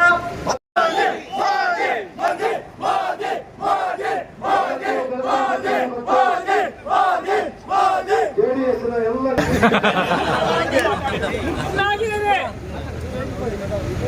ಭಾರತೀಯ ಜನತಾ ಪಕ್ಷ ಮತ್ತು ಜೆಡಿಎಸ್ನ ನನ್ನೆಲ್ಲ ಗೌರವಾನ್ವಿತ ಮುಖಂಡರೇ, ನನ್ನೆಲ್ಲ ಬಂಧುಗಳೇ, ಸ್ನೇಹಿತರೆ, ಸಮಯದ ಮಿತಿ ನನಗೆ ಅರ್ಥ ಇದೆ. ಒಂದು 3-4 ವಿಷಯ ನಿಮ್ಮ ಗಮನಕ್ಕೆ ತಂದು ನಿಮ್ಮ ಮತವನ್ನು ಕೊಡ್ತಾ ಇದ್ದೇನೆ. ಏಪ್ರಿಲ್ 26ನೇ ತಾರೀಕು ನಡೆಯುವಂತ ಚುನಾವಣೆ ಅಲ್ಲ. ನಗರಸಭೆ, ಪುರಸಭೆ, ಪಟ್ಟಣ ಪಂಚಾಯತ್ ಮತ್ತು ಗ್ರಾಮ ಪಂಚಾಯತ್, ಜಿಲ್ಲಾ ಪಂಚಾಯತ್ ಚುನಾವಣೆ ಅಲ್ಲ. ನಮ್ಗೆಲ್ಲರಿಗೆ ಗೊತ್ತಿರಲಿ, ಏಪ್ರಿಲ್ 26ನೇ ತಾರೀಕು ನಡೆಯುವಂತ ಚುನಾವಣೆ ಭಾರತ ದೇಶದ ಭವಿಷ್ಯವನ್ನು ಬರೆಯುವಂತ ಚುನಾವಣೆ, ಭಾರತ ದೇಶದ ಭವಿಷ್ಯವನ್ನು ಬರೆಯುವ ಚುನಾವಣೆ.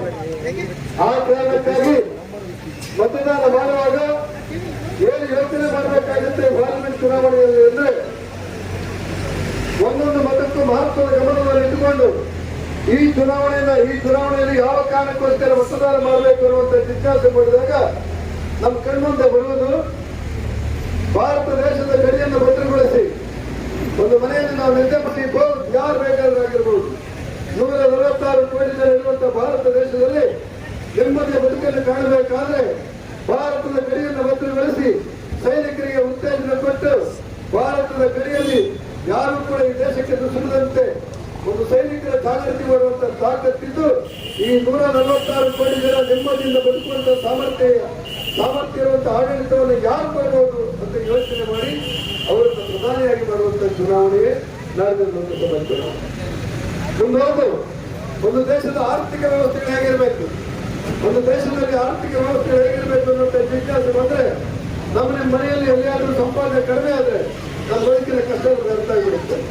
ಆ ಕಾರಣಕ್ಕೆ ಈ ಭಾರತದಲ್ಲಿರುವಂತಹ ಶತಕೋಟಿ ಮೀರಿದ ಭಾರತೀಯರ ಬದುಕು ನೆಮ್ಮದಿಯಿಂದಿರಬೇಕಾದ್ರೆ ದೇಶದ ಆರ್ಥಿಕ ಸ್ಥಿತಿ ಸುಭದ್ರವಾಗಿರಬೇಕು.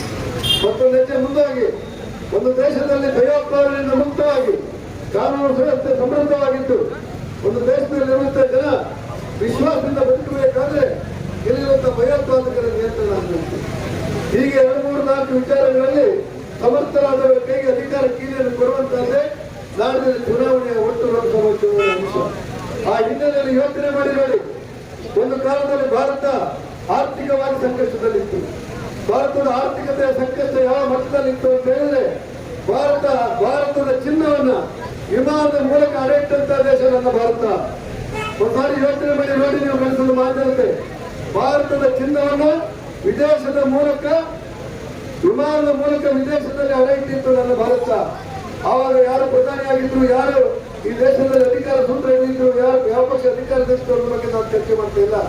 ನಾನು ನೆನಪಡ್ತಾ ಇದ್ದೇನೆ, ಒಂದು ಕಾಲದಲ್ಲಿ ಭಾರತದ ಚಿನ್ನವನ್ನು ವಿದೇಶಕ್ಕೆ ಅಡೆಯಿಟ್ಟಂತ ನನ್ನ ಭಾರತ ನರೇಂದ್ರ ಮೋದಿಯವರ ಒಂದು 10 ವರ್ಷಗಳ ಆಡಳಿತದ ನಂತರ ಚಿನ್ನ ಅಡೆಯಿಟ್ಟಂತ ಭಾರತ ಇವತ್ತು ಜಗತ್ತಿನ 70 ರಾಷ್ಟ್ರಗಳಿಗೆ ಸಾಲ ಕೊಡುವಂತ ಭಾರತ ಆಗಿ ಪರಿವರ್ತನೆ ಆಯಿತು. ಭಾರತದ ಪ್ರಧಾನಮಂತ್ರಿ ನರೇಂದ್ರ ಮೋದಿ ಅವರ ಶಿಕ್ಷೆ. ಒಂದು ಕಾಲದಲ್ಲಿ ನಾವು ಪಾಕಿಸ್ತಾನ ಜೊತೆ ತೆಗೆದ ದೇಶಗಳೆಲ್ಲ ದೃಷ್ಟಿಯಲ್ಲಿ ಒಂದು ಕಾಲದಲ್ಲಿ ಭಾರತ ಮತ್ತು ಚೀನಾಕ್ಕೆ ಯುದ್ಧ ಆದಾಗ ಭಾರತದ ಸೈನಿಕರ ಕೈಯಲ್ಲಿ ಕನಿಷ್ಠ 10 ಗುಂಡುಗಳಿರಲಿಲ್ಲ. ಅವತ್ತಿನ ಮೇಜರ್ ಧರ್ಮ ಹೇಳ್ತಾನೆ, ಚೀನದ ಕಡೆಯಲ್ಲಿ ನನ್ನ ಹೆಂಡತಿ, ಮಕ್ಕಳು, ನನ್ನ ಕುಟುಂಬ, ತಂದೆ, ತಾಯಿ ಎಲ್ಲವನ್ನು ಬಿಟ್ಟು ಪ್ರಾಣವನ್ನು ಒತ್ತಿಟ್ಟು ಚೀನದ ಗಡಿಯಲ್ಲಿ ಭಾರತ ರಕ್ಷಣೆಗೆ ನಿಂತೆ. ಆದರೆ ಅವತ್ತಿನ ಪ್ರಧಾನಿ ನನ್ನ ಕೈಗಳು ಬತ್ತುಕೊಂಡು ಕೊಡಲಿಲ್ಲ ಅಂತಾನೆ. ಒಂದು ಕಾಲದಲ್ಲಿ ಬತ್ತುಗುಂಡುಗಳನ್ನು ಸಪ್ಲೈ ಮಾಡಲಿಕ್ಕೆ ಆಗದಿರುವಂತಹ ಅಸಹಾಯಕವಾಗಿತ್ತು ಭಾರತ. ಆದರೆ ನರೇಂದ್ರ ಮೋದಿ ಅವರು ಬಂದ ನಂತರ ಆಗಿರುವಂತಹ ಬದಲಾವಣೆಗಳನ್ನು ನೀವು ಗಮನಿಸಿ. ಚೀನಾ ಮತ್ತಷ್ಟು ಬೆಳೆದು ಬಿಟ್ಟಿದೆ. ಅಮೆರಿಕ ರಕ್ಷಣಾ ತಜ್ಞರು ಒಂದು ವರದಿಯನ್ನು ಕೊಡ್ತಾರೆ, ಜಗತ್ತಿನಲ್ಲಿ ಚೀನಾ ಇವತ್ತು ಬಲಿಷ್ಠವಾಗ್ತಾ ಇದೆ. ಆ ಚೀನಾವನ್ನು ಎದುರಿಸುವಂತಹ ಶಕ್ತಿ ಅಮೆರಿಕಕ್ಕಿಲ್ಲ, ಬ್ರಿಟನ್ನಿಗಿಲ್ಲ, ರಷ್ಯಾ. ಚುನಾವಣೆ ಅಲ್ಲ, ನಗರಸಭೆ, ಪುರಸಭೆ, ಪಟ್ಟಣ ಪಂಚಾಯತ್ ಮತ್ತು ಗ್ರಾಮ ಪಂಚಾಯತ್, ಜಿಲ್ಲಾ ಪಂಚಾಯತ್ ಚುನಾವಣೆ ಇಲ್ಲ. ನಮ್ಗೆಲ್ಲರಿಗೆ ಗೊತ್ತಿದೆ, ಏಪ್ರಿಲ್ 26ನೇ ತಾರೀಕು ನಡೆಯುವಂತಹ ಚುನಾವಣೆ ಭಾರತ ದೇಶದ ಭವಿಷ್ಯವನ್ನು ಬರೆಯುವಂತಹ ಚುನಾವಣೆ, ಭಾರತ ದೇಶದ ಭವಿಷ್ಯವನ್ನು ಬರೆಯುವ ಚುನಾವಣೆ. ಆ ಕಾರಣಕ್ಕಾಗಿ ಮತದಾನ ಮಾಡುವಾಗ ಏನು ಯೋಚನೆ ಮಾಡಬೇಕಾಗುತ್ತೆ ಪಾರ್ಲಿಮೆಂಟ್ ಚುನಾವಣೆಯಲ್ಲಿ ಅಂದ್ರೆ, ಒಂದೊಂದು ಮತಕ್ಕೂ ಮಹತ್ವದ ಗಮನವನ್ನು ಇಟ್ಟುಕೊಂಡು ಈ ಚುನಾವಣೆಯಲ್ಲಿ ಯಾವ ಕಾರಣಕ್ಕೋಸ್ಕರ ಮತದಾನ ಮಾಡಬೇಕು ಅನ್ನುವಂಥ ಜಿಜ್ಞಾಸೆ ಮಾಡಿದಾಗ ನಮ್ಮ ಕಣ್ಮುಂದೆ ಬರುವುದು ಭಾರತ ದೇಶದ ಗಡಿಯನ್ನು ಭದ್ರಗೊಳಿಸಿ ಒಂದು ಮನೆಯಲ್ಲಿ ನಾವು ನಿರ್ದೇಶಿಸಬಹುದು. ಯಾರು ಬೇಕಾದ್ರಾಗಿರ್ಬೋದು, 146 ಕೋಟಿ ಜನ ಇರುವಂತಹ ಭಾರತ ದೇಶದಲ್ಲಿ ನೆಮ್ಮದಿಯ ಬದುಕನ್ನು ಕಾಣಬೇಕಾದ್ರೆ ಭಾರತದ ಗಡಿಯನ್ನು ಭದ್ರಗೊಳಿಸಿ ಸೈನಿಕರಿಗೆ ಉತ್ತೇಜನ ಕೊಟ್ಟು ಭಾರತದ ಗಡಿಯಲ್ಲಿ ಯಾರು ಕೂಡ ಈ ದೇಶಕ್ಕೆ ನುಸುಳದಂತೆ ಒಂದು ಸೈನಿಕರ ಜಾಗೃತಿ ಮಾಡುವಂತಹ ತಾಕತ್ತಿದ್ದು ಈ 146 ಕೋಟಿ ಜನ ನೆಮ್ಮದಿಯಿಂದ ಬದುಕುವಂತಹ ಸಾಮರ್ಥ್ಯ ಇರುವಂತಹ ಆಡಳಿತವನ್ನು ಯಾರು ಮಾಡಬಹುದು ಅಂತ ಯೋಚನೆ ಮಾಡಿ ಅವರನ್ನು ಪ್ರಧಾನಿಯಾಗಿ ಮಾಡುವಂತಹ ಚುನಾವಣೆಯೇ ನಾಡಿನ ಮುಂದೊಂದು ಒಂದು ದೇಶದ ಆರ್ಥಿಕ ವ್ಯವಸ್ಥೆಗಳು ಹೇಗಿರಬೇಕು, ಒಂದು ದೇಶದಲ್ಲಿ ಆರ್ಥಿಕ ವ್ಯವಸ್ಥೆ ಹೇಗಿರಬೇಕು ಅನ್ನುವಂಥ ಜಿಜ್ಞಾಸೆ ಬಂದ್ರೆ ನಮ್ಮ ಮನೆಯಲ್ಲಿ ಎಲ್ಲಿಯಾದ್ರೂ ಸಂಪಾದನೆ ಕಡಿಮೆ ಆದ್ರೆ ನಮ್ಮ ಬದುಕಿನ ಕಷ್ಟಗಳು ಅರ್ಥ ಆಗಿಬಿಡುತ್ತೆ. ಆ ಕಾರಣಕ್ಕೆ ಈ ಭಾರತದಲ್ಲಿರುವಂತಹ ಶತಕೋಟಿ ಮೀರಿದ ಭಾರತೀಯರ ಬದುಕು ನೆಮ್ಮದಿಯಿಂದಿರಬೇಕಾದ್ರೆ ದೇಶದ ಆರ್ಥಿಕ ಸ್ಥಿತಿ ಸುಭದ್ರವಾಗಿರಬೇಕು. ಮತ್ತೊಂದು ಹೆಜ್ಜೆ ಮುಂದಾಗಿ ಒಂದು ದೇಶದಲ್ಲಿ ಭಯೋತ್ಪಾದನೆಯಿಂದ ಮುಕ್ತವಾಗಿ ಕಾನೂನು ಸುವ್ಯವಸ್ಥೆ ಸಮೃದ್ಧವಾಗಿದ್ದು ಒಂದು ದೇಶದಲ್ಲಿರುವಂತಹ ಜನ ವಿಶ್ವಾಸದಿಂದ ಬದುಕಬೇಕಾದ್ರೆ ಇಲ್ಲಿರುವಂತಹ ಭಯೋತ್ಪಾದಕರ ನಿಯಂತ್ರಣ ಆಗಬೇಕು.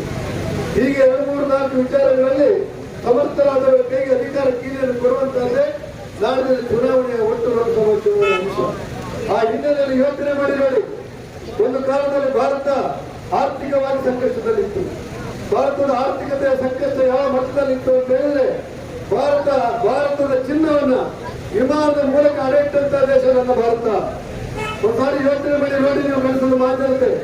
ಭಾರತದ ಚಿನ್ನವನ್ನ ವಿದೇಶದ ಮೂಲಕ ವಿಮಾನದ ಮೂಲಕ ವಿದೇಶದಲ್ಲಿ ಅಡೆಯಿಟ್ಟಿತ್ತು ನನ್ನ ಭಾರತ. ಆವಾಗ ಯಾರು ಪ್ರಧಾನಿಯಾಗಿದ್ರು, ಯಾರು ಈ ದೇಶದಲ್ಲಿ ಅಧಿಕಾರ ಸೂತ್ರ ಹಿಡಿದಿದ್ರು, ಯಾರು ಯಾವ ಪಕ್ಷ ಅಧಿಕಾರದಲ್ಲಿತ್ತು ಅನ್ನೋ ಬಗ್ಗೆ ನಾನು ಚರ್ಚೆ ಮಾಡ್ತಾ ಇಲ್ಲ. ನಾನು ನೆನಪು ಮಾಡ್ತಾ ಇದ್ದೇನೆ, ಒಂದು ಕಾಲದಲ್ಲಿ ಭಾರತದ ಚಿನ್ನವನ್ನು ವಿದೇಶಕ್ಕೆ ಅಡೆಯಿಟ್ಟಂತ ನನ್ನ ಭಾರತ ನರೇಂದ್ರ ಮೋದಿಯವರ ಒಂದು 10 ವರ್ಷಗಳ ಆಡಳಿತದ ನಂತರ ಚಿನ್ನ ಅಡೆಯಿಟ್ಟಂತ ಭಾರತ ಇವತ್ತು ಜಗತ್ತಿನ 70 ರಾಷ್ಟ್ರಗಳಿಗೆ ಸಾಲ ಕೊಡುವಂತ ಭಾರತ ಆಗಿ ಪರಿವರ್ತನೆ ಆಗಿದೆ. ಭಾರತದ ಪ್ರಧಾನಮಂತ್ರಿ ನರೇಂದ್ರ ಮೋದಿ ಅವರ ಶಿಸ್ತು. ಒಂದು ಕಾಲದಲ್ಲಿ ನಾವು ಪಾಕಿಸ್ತಾನದ ಜೊತೆ ಹೇಳೋದೊಂದು ದೇಶವೆಲ್ಲ ದೃಷ್ಟಿಯಲ್ಲಿ ಒಂದು ಕಾಲದಲ್ಲಿ ಭಾರತ ಮತ್ತು ಚೀನಾಕ್ಕೆ ಯುದ್ಧ ಆದಾಗ ಭಾರತದ ಸೈನಿಕರ ಕೈಯಲ್ಲಿ ಕನಿಷ್ಠ 10 ಗುಂಡುಗಳಿರಲಿಲ್ಲ. ಅವತ್ತಿನ ಮೇಜರ್ ಧರ್ಮ ಹೇಳ್ತಾನೆ, ಚೀನದ ಗಡಿಯಲ್ಲಿ ನನ್ನ ಹೆಂಡತಿ, ಮಕ್ಕಳು, ನನ್ನ ಕುಟುಂಬ, ತಂದೆ, ತಾಯಿ ಎಲ್ಲವನ್ನು ಬಿಟ್ಟು ಪ್ರಾಣವನ್ನು ಒತ್ತೆ ಇಟ್ಟು ಚೀನದ ಗಡಿಯಲ್ಲಿ ಭಾರತ ರಕ್ಷಣೆಗೆ ನಿಂತೆ. ಆದರೆ ಅವತ್ತಿನ ಪ್ರಧಾನಿ ನನ್ನ ಕೈಗಳನ್ನು ಬತ್ತುಕೊಂಡು ಕೊಟ್ಟಿಲ್ಲ ಅಂತಾರೆ. ಒಂದು ಕಾಲದಲ್ಲಿ ಬತ್ತುಗುಂಡುಗಳನ್ನು ಸಪ್ಲೈ ಮಾಡಲಿಕ್ಕೆ ಆಗದಿರುವಂತಹ ಅಸಹಾಯಕವಾಗಿತ್ತು ಭಾರತ. ಆದರೆ ನರೇಂದ್ರ ಮೋದಿ ಅವರು ಬಂದ ನಂತರ ಆಗಿರುವಂತಹ ಬದಲಾವಣೆಗಳನ್ನು ನೀವು ಗಮನಿಸಿ. ಚೀನಾ ಮತ್ತಷ್ಟು ಬೆಳೆದು ಬಿಟ್ಟಿದೆ. ಅಮೆರಿಕ ರಕ್ಷಣಾ ತಜ್ಞರು ಒಂದು ವರದಿಯನ್ನು ಕೊಡ್ತಾರೆ, ಜಗತ್ತಿನಲ್ಲಿ ಚೀನಾ ಇವತ್ತು ಬಲಿಷ್ಠವಾಗ್ತಾ ಇದೆ. ಆ ಚೀನಾವನ್ನು ಎದುರಿಸುವಂತಹ ಶಕ್ತಿ ಅಮೆರಿಕಕ್ಕಿಲ್ಲ, ಬ್ರಿಟನ್ನಿಗಿಲ್ಲ, ರಷ್ಯಾ ಕುಡಿದ್ರೆ ಕಾಶ್ಮೀರದಲ್ಲಿ ದ್ವಾರಚಕ್ರದಲ್ಲಿ ತಿರುವಳಿಗೆ ಹಾರಿಸಿ ಅಂತ ಹೇಳ್ತಾ ಇದ್ದೀವಿ. ಪುನಃ ಮೀಟ್ ಮಾಡ್ತಾರೆ, ಕೇಳಿ ನಮ್ಮ ಯೋಧರೆಲ್ಲ ನಮ್ಮ ಉಗ್ರ ಅಲ್ಲಿರುವಂತಹ ಉಗ್ರಗಾಮ ಏನ್ ಹೇಳ್ತಾ ಇದ್ರು ಅಂದ್ರೆ, ಭಾರತೀಯರ ಬನ್ನಿ ನಿಮ್ಮ ತಾಯಿ ಎದೆ ಆದ್ರೆ ಕುಡಿದಿದ್ದವರಾದರೆ ಭಾರತದ ತ್ರಿವರ್ಣದಲ್ಲಿ ಆರಿಸಿ ವಾಪಸ್ ಹೋಗಿ ಅಂತ ಹೇಳ್ತಾ ಇದ್ರು. ಅದನ್ನ ನೋಡಿ ಅವತ್ತಿನ ಪ್ರಧಾನಮಂತ್ರಿ ಮನಮೋಹನ್ ಸಿಂಗ್ ಅವರು ಅವ್ರಿಗೆಲ್ಲ ಕರೆದು ಬಿರಿಯಾನಿ ಊಟ ಕೊಟ್ಟು ಅವ್ರಿಗೆ 1 ಕೋಟಿ ರೂಪಾಯಿ ಪರಿಹಾರ ಕೊಟ್ಟು ನೀವು ನಮ್ಮ ತಂದೆ ಬರಬೇಡಿ ಅಂತ ಕೈ ಮುಗಿತಾ ಇದ್ದೀವಿ ಅಲ್ಲ ಅಂತ ಹೇಳಿ. ಆದ್ರೆ ಒಂದು ಕಾಲ ಬದಲಾಯಿತು. 2014ರಲ್ಲಿ ನೀವು ಕೊಟ್ಟ ಮತದಿಂದಾಗಿ ರಾಷ್ಟ್ರವತ್ತ ನರೇಂದ್ರ ಮೋದಿ ಅವರು ಈ ದೇಶದ ಪ್ರಧಾನಮಂತ್ರಿ ಆದರು. ಇವತ್ತು ಕಾಶ್ಮೀರದ ಸ್ಥಿತಿ ಏನಾಗಿದೆ, ಭಯೋತ್ಪಾದಕ ಸ್ಥಿತಿ ಏನಾಗಿದೆ ಅಂತ ಹೇಳಿದ್ರೆ